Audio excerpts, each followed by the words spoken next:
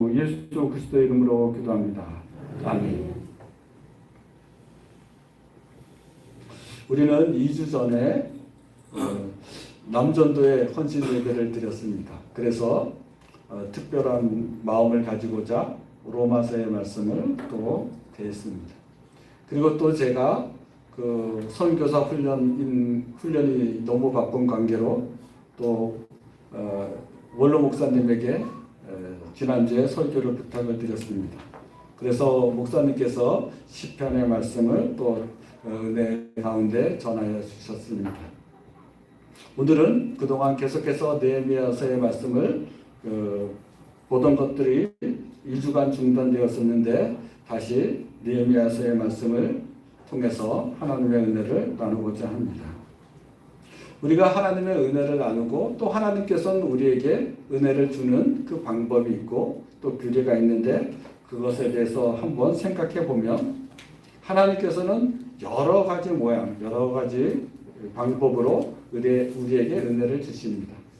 그런데 신학자들이 밝히고 또 우리가 신앙 고백을 통해서 알게 된 것은 뭐냐면 하나님께서는 대표적으로 세 가지 방법으로 우리에게 은혜를 주십니다.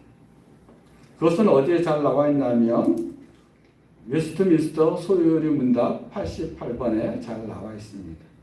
그것들을 한번 제가 이렇게 낭독해 드리겠습니다. 그리스도께서 우리에게 구속의 유익들을 전하시는 외적 수단은 무엇인가? 이렇게 질문을 하게 되면 그것에 대한 답변으로 이렇게 고백을 합니다. 그리스도께서 우리에게 구원의 유익을 전달하기 위해 사용하시는 외적이고 일반적인 방편은 그의 규례들이며 특히 말씀과 성례와 기도이다. 이렇게 밝혀지고 있습니다. 그러므로 말미암아 대표적인 것 세 가지를 다시 반복해서 말씀을 드리면 말씀이고 또 성례는 두 가지죠. 성찬과 세례 이 두 가지입니다. 그리고 나머지 한 가지는 기도입니다.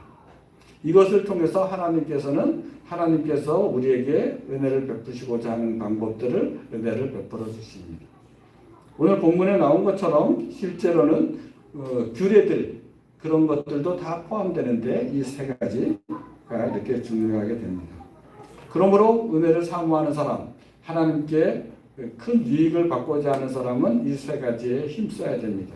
말씀과 성례와 또 기도에 힘써야 됩니다.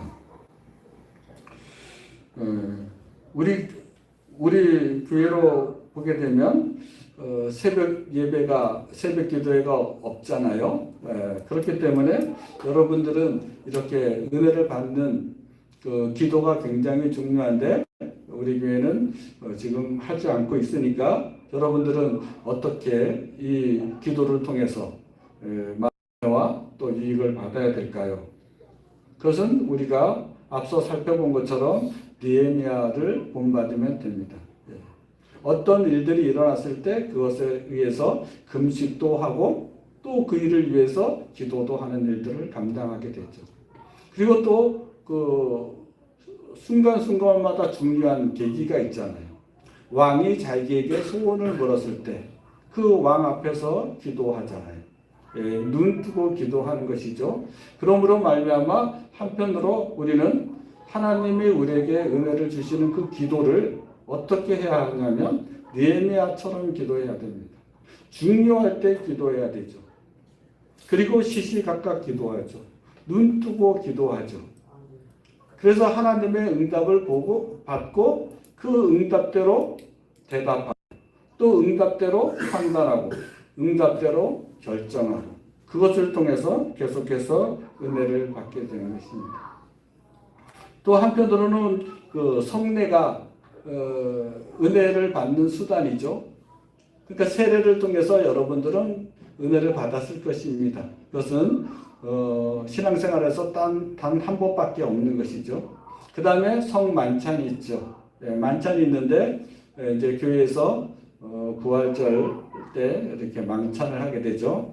우리도 이번에 또 부활절 기간에 성만찬을 하게 될 것입니다. 그런데 이제 이런 것들을 보게 되면 그리고 또 한편으로는 말씀을 통해서 우리가 하나님께서 그 은혜를 주시죠. 그런데 말씀 같은 경우는 이제 이렇게 강단에서 설교되는 게 있고 여러분들의 성경을 읽는 것들이 있죠. 그리고 이제 성례 같은 경우는 그 교회에서 이렇게 목회자가 교회 이렇게 같이 모여서 그 세례를 베풀기도 하고 또 만찬을 하기 때문에 그 세례와 만찬 이런 부분은 성도님들이 좀 애쓰기가 쉽지는 않죠. 그것을 통해서 볼 때 여러분들이 하나님의 은혜를 적극적으로 받는 방법은 기도입니다. 그리고 또 이렇게 공예배에 나와서 설교를 듣는 것이죠. 그리고 개인이 집에서 성경책을 읽는 거죠. 그리고 깨닫는 것이죠. 그 방법이 여러분들이 은혜를 받는 그런 방법입니다. 오늘 본문의 말씀으로 들어가서 보게 되면 그 느헤미야 8장은 특히 이런 말씀을 통해서 기록된 말씀을 통해서 하나님의 은혜를 받는 그 장면들이 기록되어 있습니다. 그러므로 말미암아 8장을 천천히 이제 살펴보게 될 텐데요. 우리가 2주가 좀 쉬었으니까 다시 한번 느헤미야서를 조금 생각하는 측면으로 한번 좀 이렇게 미리 살펴보도록 하겠습니다. 이제 느헤미야가 페르시아 왕궁에 있을 때 이 이스라엘의 소식을 들었죠. 성벽은 무너져 있고 또 성은 불타 있고 그런 상태에서 이 소식을 들었던 그 느헤미야는 하나님 앞에 기도를 하게 된 것이죠. 그리고 그 기도에 의해서 느헤미야가 이제 이스라엘의 총독으로 이제 발령을 받는 일이 됐죠. 그리고 이제 그 이스라엘로 돌아와서 보니까 정말 성벽이 무너져 있는 것이죠. 그래서 그 곳곳에 있는 것들을 다 재건하기 위해서 애를 쓰죠. 그래서 우리가 살펴본 것처럼 그 은사를 따르지 않고 모두가 헌신해서 그 구역을 맡아서 열심히 성벽을 건축을 했죠. 그래서 며칠이 걸렸죠? 52일이 걸렸죠. 52일이 걸려서 그 성벽을 완성을 했죠. 그 성벽이 완성된 다음에 느헤미야는 즉각적으로 성벽은 외적으로 됐으니까 이제 내적으로는 사람들을 정비해야 되겠다 하고 정비를 하게 되죠. 먼저 하나님의 예배를 드리는 사람, 성전에서 찬양을 하는 사람들을 세우죠. 제사장들을 세우죠. 그 다음에는 이 예루살렘을 다스릴 사람들을 세우죠. 자기 동생을 중심으로 그렇게 세우죠. 그래서 이제 정치인들도 세우고 예배하는 자도 세우고 또 각 성벽을 어떻게 지킬 것인가 그런 것들을 다 세우게 되었죠. 그러므로 말미암아 외적으로나 내적으로나 이스라엘이 든든한 이제 국가처럼 그렇게 세워진 것이죠. 그렇게 다 세워졌을 때 이스라엘 백성이 오늘 보여주는 장면이 1절입니다. 1절을 한번 다 같이 보도록 하겠습니다. 이스라엘 자손이 자기들의 성읍에 거주하였더니 7째 달에 이르러 모든 백성이 일제히 수문 앞 광장에 모여 학사 에스라에게 여호와께서 이스라엘에게 명령하신 모세의 율법책을 가져오기를 청하네. 율법책을 가져오라고 청하는 거죠. 시대적으로 보면 왜 이럴까요? 지금은 그럴 필요가 없죠. 왜냐하면 여러분들은 다 성경책을 가지고 있잖아요. 처음에 성경책들이 개인이 가질 수 있었던 시기는 언제냐면 1400년이 더 넘어야 돼요. 인쇄술이 발달해야 돼요. 금속 활자가 생겨야 돼요. 그래야지 인쇄를 해서 이렇게 우리의 성경책들은 다 인쇄된 것이잖아요. 그전에는 어떻게 됐을까요? 손으로 이제 써야 되는 거죠. 파피루스라든가 또 양의 가죽을 또 이렇게 많이 이렇게 해서 그 가죽 위에다가 쓰는 거죠. 그러니까 얼마나 힘들었겠습니까? 그래서 성경책이라는 것은 개인이 소장할 수 없었습니다. 그 중세 시대만 해도 성경책 한 권의 값이 건물 한 채의 값하고 똑같은 정도로 비쌌습니다. 그러니까 이제 이스라엘 백성들은 성경책을 갖고 있지 아니하니까 에스라한테 요구를 하는 거죠. 우리는 이제 성경 말씀을 듣고 싶습니다. 우리는 이제 성벽이 완공되었습니다. 우리는 이제 성전에서 예배를 드리는 사람이 준비되었습니다. 성전을 다스리는 사람도 되었습니다. 구역구역 우리가 맡아서 이제 다 일을 하게 되었습니다. 그런데 이제 우리는 진정으로 하나님의 말씀을 사모합니다. 하고 에스라를 청하는 거죠. 다시 말하면 어떻습니까? 계속해서 이 사람들이 적극적으로 말씀을 사모하기 시작했다는 거예요. 성경에 이런 장면이 어디에서 나옵니까? 예수님께서 신약시대 때 갈릴리를 걸을 때 일어났던 장면하고 똑같습니다. 예수님이 여기서 복음을 전하고 배를 타고 갈릴리 바다를 건너가면 어떤 일이 일어납니까? 사람들이 밤새도록 걸어서 제자들이 배를 타고 넘어간 그 거리를 사람들이 밤새도록 걸어서 또 어떤 사람들은 배를 타고 왔겠죠. 그렇게 예수님한테 따라다니는 거죠. 그리고 또 산 위에서 복음을 전하게 되면, 말씀을 전하게 되면 그 사람들이 어떻게 합니까? 3일 동안 먹지도 않고 또 하나님의 말씀을 사모하는 것이죠. 이것은 정말 큰 하나님의 은혜죠. 이스라엘 백성이 구약에도 지금 이 시대에도 느헤미야 시대에도 그렇게 그런 일이 있는 것이죠. 여러분들이 자발적으로 이 교회에 와서 하나님의 말씀을 듣기 위해서 오신 것처럼 구약의 이 시대도 신약의 예수님 시대도 하나님의 말씀을 찾아서 온 사람들이 계속 있었던 것이죠. 그래서 8장 1절에서는 그렇게 기록하는 거죠. 모세의 율법책을 가져오기를 청하는 거죠. 그리고 그 기록된 말씀을 저희들에게 들려주세요. 저희가 그 말씀의 의미를 깨닫고 싶습니다.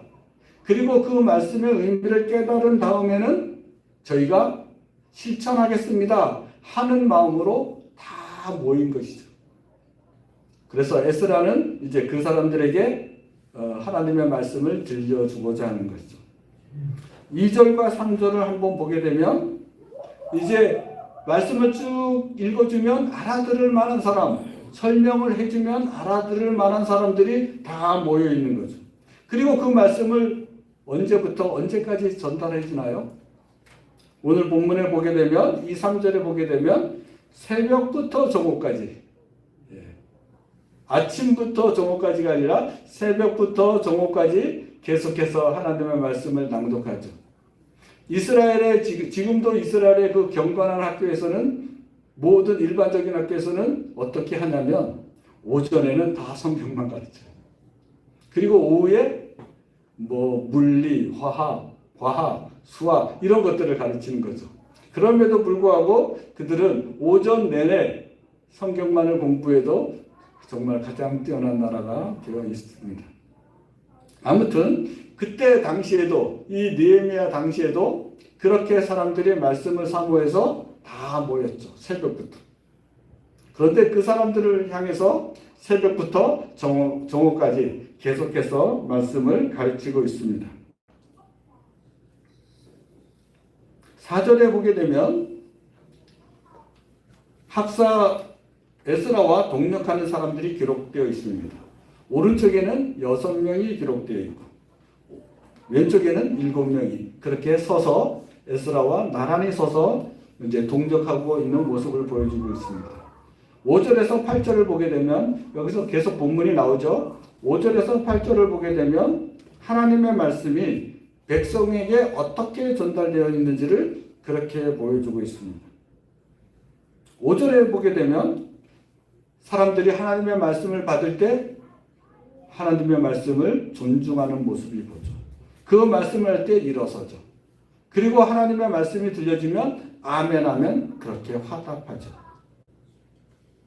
그리고 6절에 보게 되면 그 실제 에스라가 계속해서 그 말씀을 읽고 낭독해 준 그 내용 전체를 생각해 보면 하나님을 높이는 그런 내용이죠. 하나님을 찬송하는 그런 말씀을 계속해서 이제 읽고 설명하고 낭독해 주는 일들을 하고 있죠. 7절에서부터 8절을 보게 되면 백성들이 이제 말씀을 서서 듣게 되는데 그 말씀을 다 이렇게 제가 이제 성경 말씀을 봉독하게 되죠. 그러면 여러분들이 다 알아듣습니까? 그렇지 못할 때가 있잖아요. 그러면 어떻게 하죠? 예, 이스라엘 백성도 에스라가 성경을 딱 낭독해 줬는데 모르는 사람들이 있었을까요? 모르는 사람이 있죠. 한 번 읽고 그 뜻을 다 알 수는 없잖아요. 그러면 어떻게 하죠? 많은 사람들, 다시 말하면 7, 8절에 기록된 사람들, 예수아와 바니 이런 사람들을 포함해서 레위 사람들이 이제 그들에게 다가간 것입니다. 에스라가 낭독했던 말씀을 모르는 사람들에게 다가가서 이제 막 설명을 해주는 거죠. 언제까지 설명해 줄까요? 깨달을 때까지. 그러니까 어떤 분위기죠? 한 번 성경을 이렇게 낭독해줘요. 그런데 이렇게 보면 사람들이 깨닫지 못하는 사람들이 어떻게 했을까요? 서서 손을 들지 아닙니까? 그러면 어떻게 할까요? 우리 교회 같으면 장로님, 안수 집사님들이 손든 사람 보고 여기 앞에서 와서 서 있다가 이제 막 가겠죠. 그리고 그 사람한테 가서 막 설명을 하겠죠. 그리고 이제 이렇게 에스라가 돌아보겠죠. 다 이해했습니까? 아직도 모르는 내용이 있습니까? 그렇게 했을 때 다 이해하면 어떻게 할까요? 그러면 다음 성경 본문을 제가 낭독해 드리겠습니다. 이렇게 하는 거죠. 그래서 한 절을 읽고 또는 두 절을 읽고 어떨 때는 한 단락을 읽으면서 이제 사람들에게 물어보는 거죠. 이 말씀을 다 깨닫느냐? 하는 거죠. 예, 다 깨닫습니다 하면 넘어가죠. 못 깨닫는다고 하고 손들면 가서 이 여러 사람들이 가서 설명을 하게 되는 거죠. 그러므로 말미암아 제가 이렇게 생각할 때 우리 교회의 이 주일 아침 설교는 그런 일들이 일어납니까?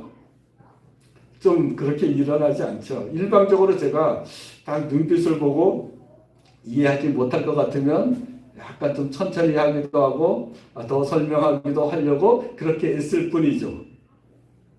그런데 우리 교회 그 오후 성경 나눔 시간은 어떻게 될까요? 오후 말씀 나눔 시간은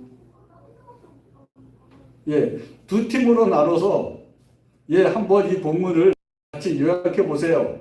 예, 그래서 막 서로 얘기하죠. 그러다가 모르는 게 있으면 또 질문도 하고.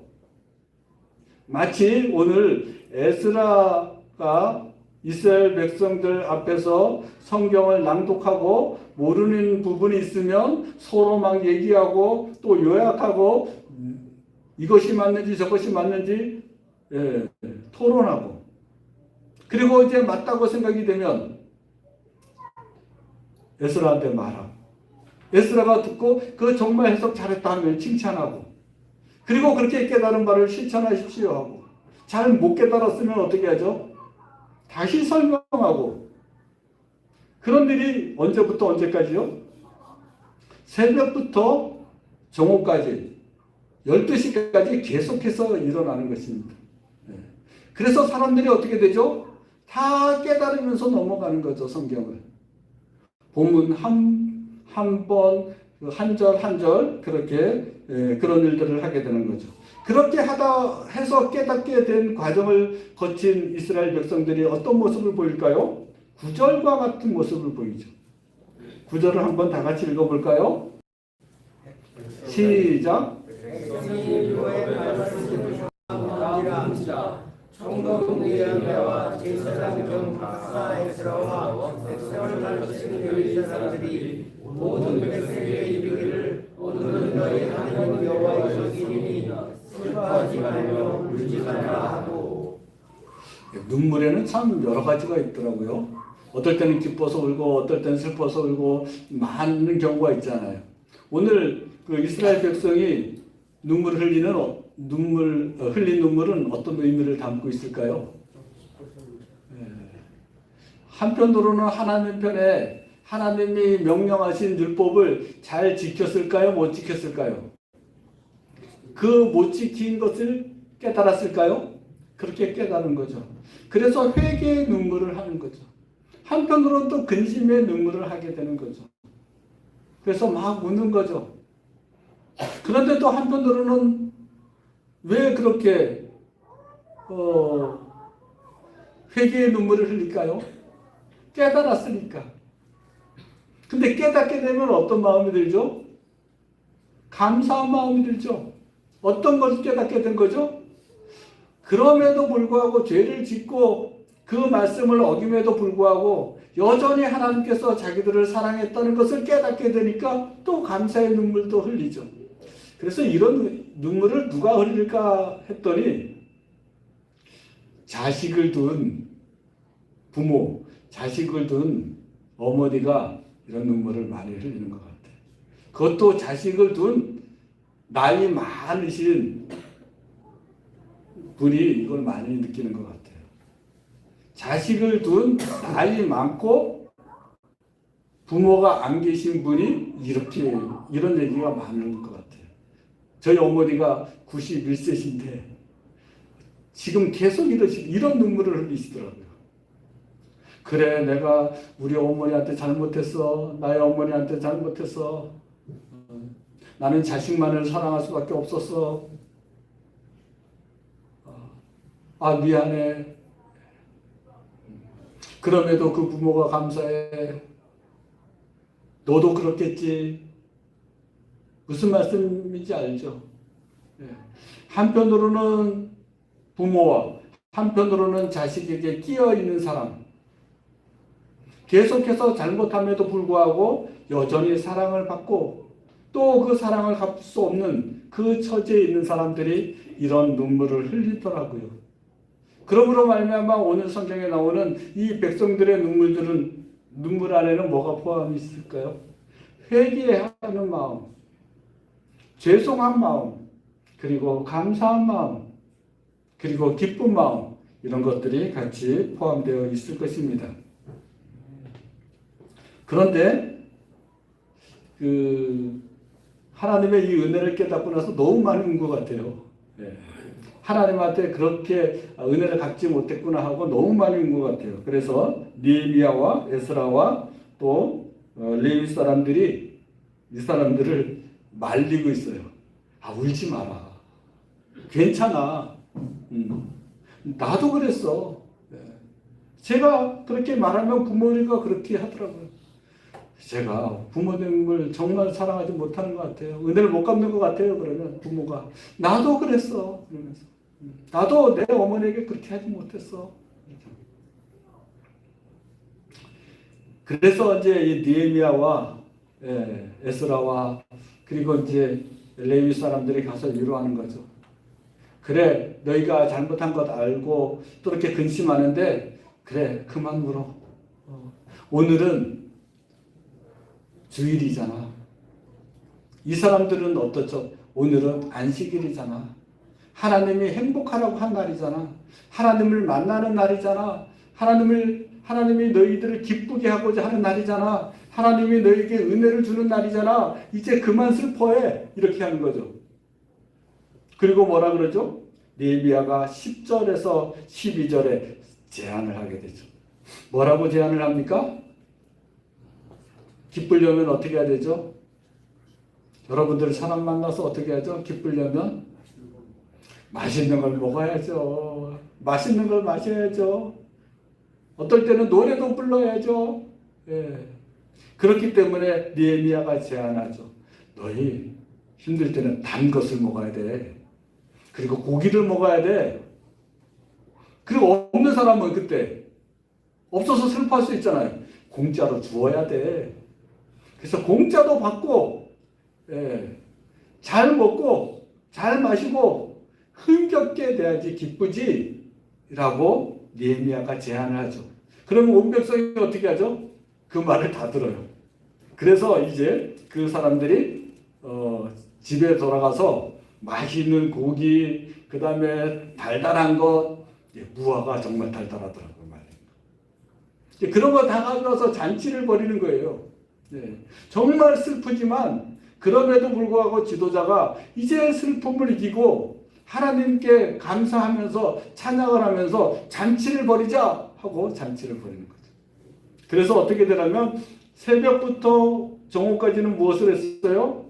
그 말씀을 듣고 토론하고 깨닫고, 그리고 오후부터는 어떻게 했어요? 잔치를 벌인 것이죠. 마치 우리가 말씀을 듣고 이제 오후가 되면 또 우리가 점심 식사를 맛있게 하면서 막 즐거워하는 것처럼 그렇게 됐죠. 12절에 보게 되면 모든 백성이 곧 가서 먹고 마시며 나누어 주고 크게 즐거워하니 이는 그들이 그 읽어 들려준 말을 밝히 합니다. 무슨 내용을 밝히 알았을까요? 우리가 그렇게 죄를 지음에도 불구하고 하나님은 여전히 우리를 사랑하신다.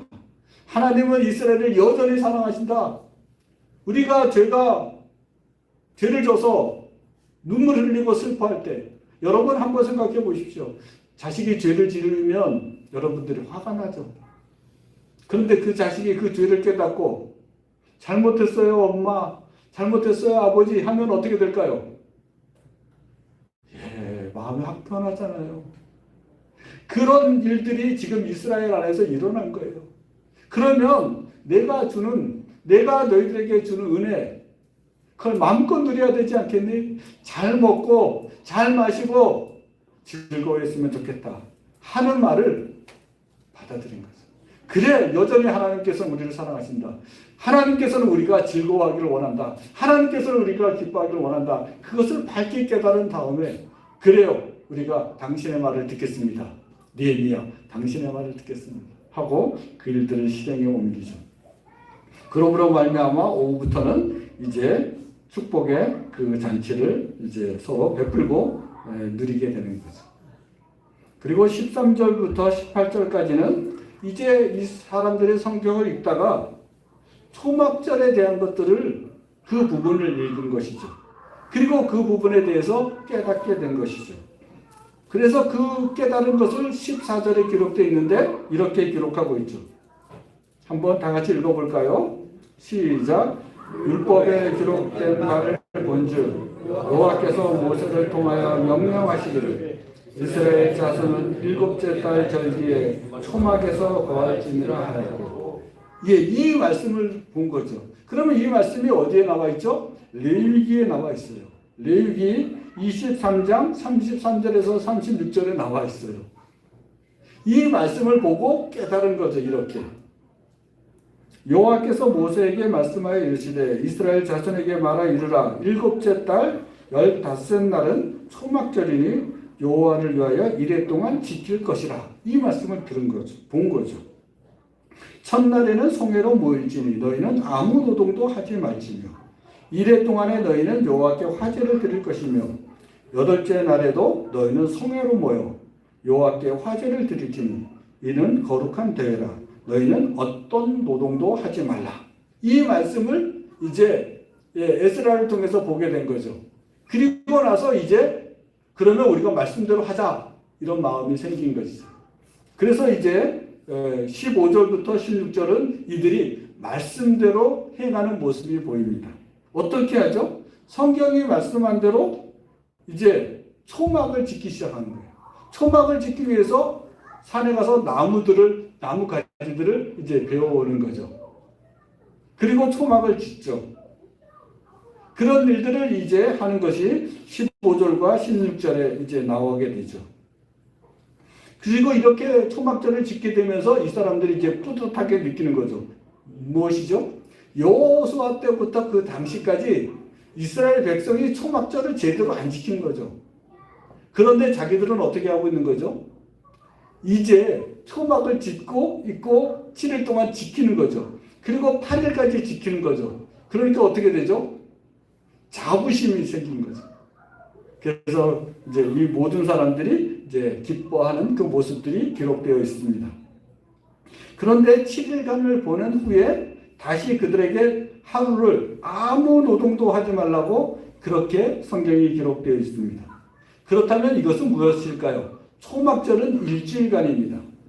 일주일간 어떻게 보내냐면 초막을 지어요.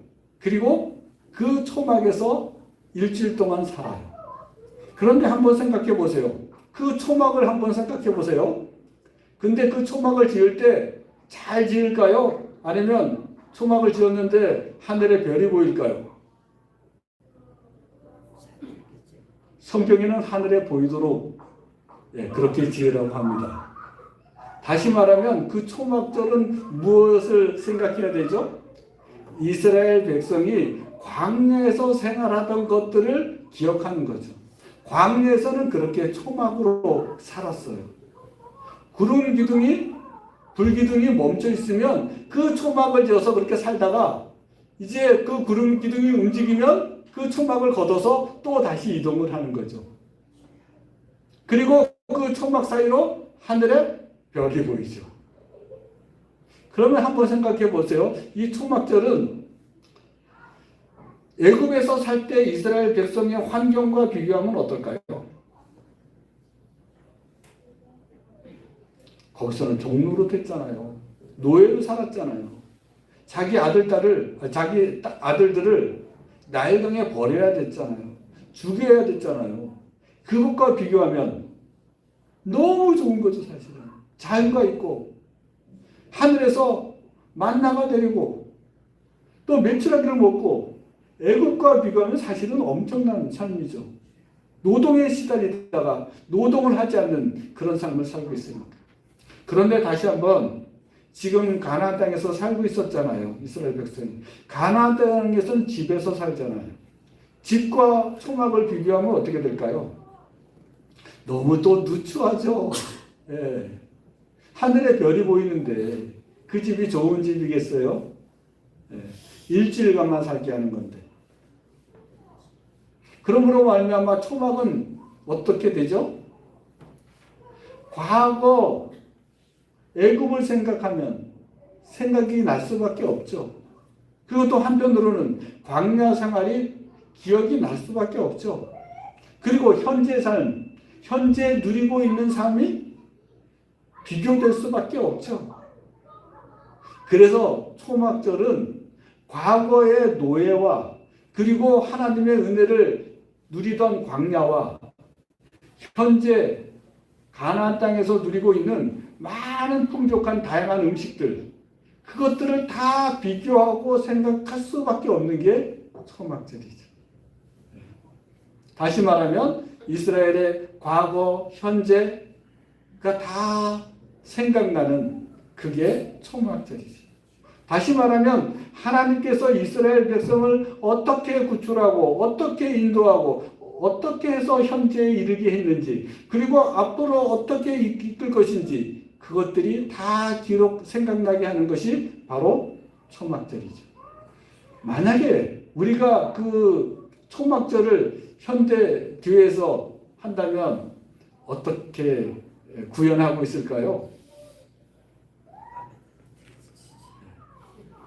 지금 우리 교회는 그래도 옛날의 교회보다는 정말 신사적인 교회죠. 옛날에는 정말 지하에서도 있기도 하지만 마룻바닥에 다 무릎 꿇고 또 신발 벗어서 예배를 드리면 또 여름이면 발냄새에 그런 것들이 기억나면서 또 우리가 누리고 있는 하나님의 은혜가 동시에 기억나면서 할 수 있는 일이라면 무엇을 떠올릴 수 있을까요?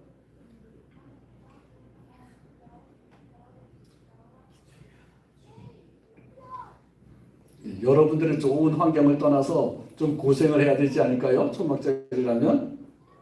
또 한편으로는 그 정말 고생하던 때를 생각이 나면서 동시에는 그 과거를 떠올리려면 어떻게 될까요? 저는 제가 생각할 때는 이렇게 여름 수련회 같아요. 여름 수련회가 되면 그 큰 교회 보면 잘 사는 교회도 한 1000명이 되는 교회인데 한번 여름 수련회 하면 400~500명이 이렇게 하잖아요. 그러면 잠을 어떻게 하냐면 다 막 그냥 바닥에서 남자와 여자로 자죠. 다 남자들이 다 같이 자죠. 담요 하나도 없고 막 그렇게. 그리고 다 여자끼리 자죠.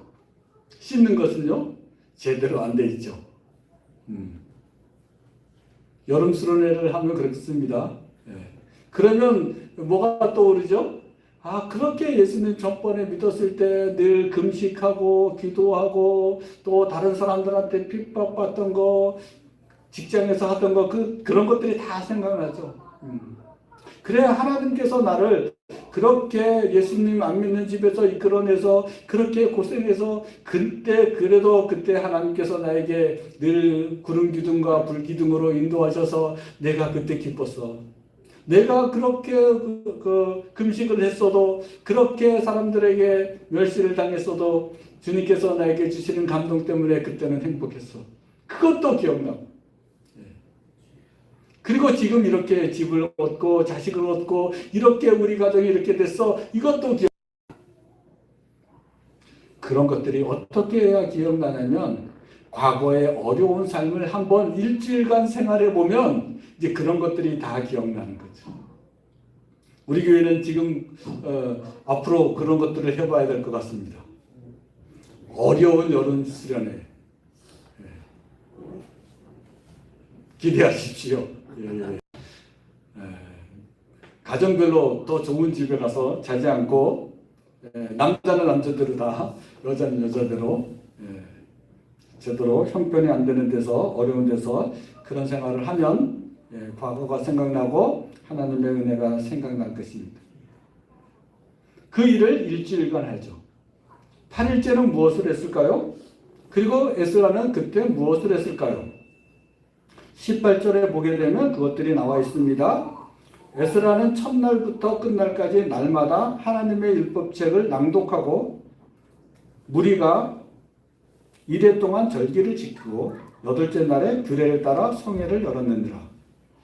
에스라는 계속 일곱째 날까지 성경을 가르쳤어요. 계속 낭독했어요. 모르면 자꾸 깨닫게 사람들을 통해서 그 일들을 했어요. 그리고 사람들은 그것을 깨달았을 때 회개를 했어요. 그리고 다시 하나님 앞에 감격의 그 예배를 드렸습니다.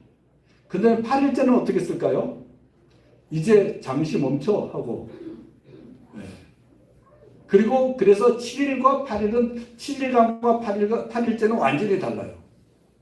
그때는 하나님의 말씀에 집중했기 때문에 오전에는 계속 하나님의 말씀을 어떻게 보면 서서 듣고 이것에 집중했죠. 그런데 8일째는 어떻게 하냐면 아무 노동도 하지 마. 어떻게 한다고요? 맛있는 거 다 가져와. 없는 사람도 다 줄게. 다 모여. 그리고 잔치를 베푼 거죠. 그리고 그동안 깨달은 그 성경 말씀들을 서로 막 나누죠. 말씀 부흥회를 연 것이에요. 마지막 날은. 그리고 잔치를 베푼 거죠. 그래서 하나님은 어떠신 분이냐면 하나님의 말씀을 사람들에게 계속 주는, 그것도 굉장히 좋아하시지만 잔치를 베풀어 주는 것도 굉장히 좋아하세요. 그래서 예수님이 계신 곳에는 늘 그랬죠. 음식이 넘쳐났죠. 다른 사람들이 오해할 정도로 저들은 너무 음식을 탐하는 것 같아.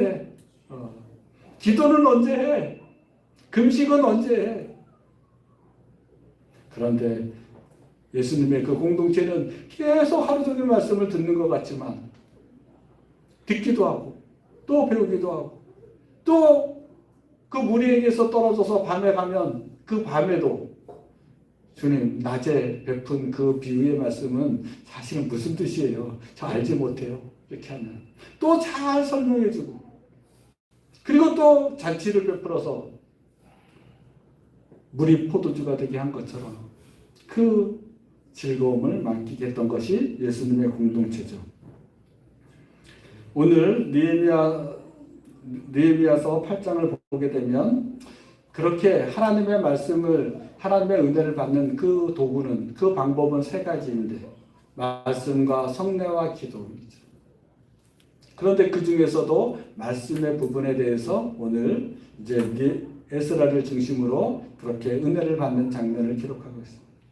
말씀의 은혜를 계속 보는 사람들은 회개도 하고 또 겸하여서 죄사함도 받고 그리고 기쁨도 누리게 됩니다.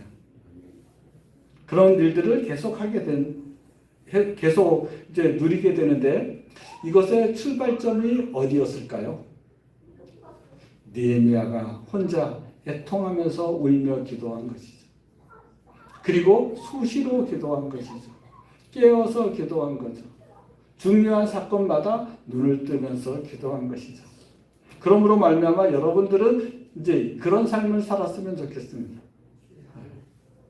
중요한 계기 때 정신 차려서 기도하는 거죠. 네. 금식하면서 기도하는 거죠. 그것도 어떻게 해야 되죠? 시간을 구별해서 시간을 따로 내어서 성경을 읽는 것이죠. 여기에 설교뿐만이 아니라 다른 목사님의 중요한 설교들도 들어야 되죠. 계속해서 하나님을 알아야 되죠. 그리고 하나님을 알게 될 때마다 하나님께서 여러분들에게 주시는 그 감각, 내가 잘못했다 하면 회개해야 되죠. 그리고 점점 나아져야죠. 흠없고 거룩하게 또 온전하도록 그렇게 나아지는 삶을 여러분들이 살아야 될 것으로 압니다. 하나님께서는 우리에게 계속해서 더 우리를 고결하고 고상하게 만들고자 합니다. 그러므로 말미암아 우리들은 그 하나님의 그 기대에 부응해서 고결하고 고상한 데 도전을 해야 됩니다. 하나님께서는 은혜를 주시되 이렇게 인격적인 부분뿐만 아니라 그렇게 물질적인 부분도 다 함께 우리에게 누리고자 합니다. 우리 교회는 이제 부활주일에 이제 성찬을 하려고 하는데요. 우리가 이제 성찬에서도 큰 은혜를 받았으면 좋겠습니다. 그러므로 마음으로도 준비하고 또 이렇게 잘 준비했으면 좋겠습니다. 그래서 제가 방금 전에 그렇게 당부한 것처럼 여러분들이 시간을 구별해서 일정한 시간을 정해서 성경을 읽었으면 좋겠습니다. 그리고 기도는 여러분들이 수시로 그렇게 중요한 시간마다 기도했으면 좋겠습니다. 그런데 오늘 느헤미야와 그 지도자들이 어떻게 했죠? 성경을 모르면 그것을 깨닫게 했죠. 근데 그 전에 뭘 했죠? 그 백성이 스스로 에스라를 청했죠. 그러면 이 일이 어떻게 이루어지면 좋을까요? 여러분들의 성경을 스스로 읽으세요. 그러다가 모르는 부분이 있으면 어떻게 해야 될까요? 저한테 질문하세요. 저한테 질문 안 하고 또 여러분들한테 해도 돼요. 그러나 정 모르면 저한테 질문하세요. 그러면 제가 에스라처럼 최선을 다해서 다 대답해 드릴게요. 모르면 그 많은 주석과 또 우리 원로 목사님과 다른 학자들을 통해서라도 그 뜻을 잘 여러분들에게 밝히 설명할 테니까 여러분들이 그 일을 했으면 좋겠어요. 말씀을 사모하고 읽고 또 늘 기도하고 하나님의 그 은혜를 받아서 풍족하게 누렸으면 좋겠습니다. 영적으로 인격적으로 다 잘하고 그뿐만이 아니라 물질로도 누구한테 돈을 꾸지 말고 누구한테 돈을 많이 좀 빌려줄 수 있는 사람, 넉넉한 사람, 영과 육 간의 그 풍성한 것들을 아브라함이 누리고 이삭이 누리고 야곱이 누리고 또 다윗이 누렸던 것처럼 신앙의 그 선배들이 누렸던 것처럼 그것들을 우리 교회가 다 누렸으면 좋겠습니다. 기도하겠습니다. 하나님 아버지, 우리에게 이 말씀을 들려주시는 것은 하나님께서 친히 이 말씀대로 우리 교회를 이끌어 가실 것을 선언하는 줄 압니다. 그러므로 하나님 아버지, 이 말씀을 깨닫고 감사를 드립니다. 우리를 그렇게 복 주시옵소서. 감사합니다. 그 복을 이루실 것을 믿습니다. 감사합니다. 할렐루야. 아멘. 우리 주 예수 그리스도 이름으로 기도합니다.